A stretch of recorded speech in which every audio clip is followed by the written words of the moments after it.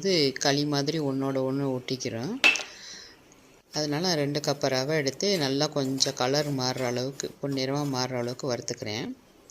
நல்லா கைவிடாமல் கிண்டிக்கிட்டு இருக்கணும், இல்லாட்டா வறுத்துரும், கருகிரும். கலர் கொஞ்சம் மாறி இருக்கும். மாறினோடனே கொஞ்சம் வேறு பாத்திரத்துக்கு மாற்றிக்கலாம்.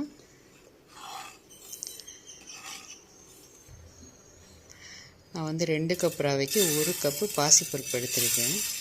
அதையும் வறுத்துக்கணும். நல்லா பொன்னிறமாக வறுத்துக்கணும். வறுத்துட்டு பண்ணோம்னா ஸ்மெல்லு கொஞ்சம் வாசமாக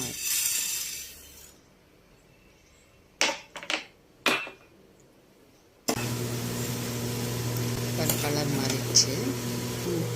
அதையும் ஒரு பாத்திரத்தில் பவுலில் போட்டாச்சு. தண்ணி ஊற்றி கழுவிக்கலாம். கழுவிட்டு தேவையான வேக வைக்கிறதுக்கு தேவையான அளவு தண்ணி ஊற்றிட்டு குக்கரில் போடலாம். குக்கரில் போட்டு 2 விசில் வர்றது தான் போதும். பாசிப்பருப்பு சீக்கிரமாக வெந்துடும்.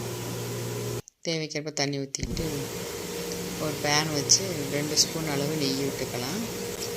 ஒரு நெய் வாசம் பிடிக்கும் இன்னும் வேணும்னு சொன்னால் எவ்வளோ வேணாலும் ஊற்றிக்கலாம். இன்னும் 1 ஸ்பூன் கூட ஊற்றிக்கலாம். நெய் நல்லா நெய் காஞ்சதும் 1 ஸ்பூன் சீரகம்,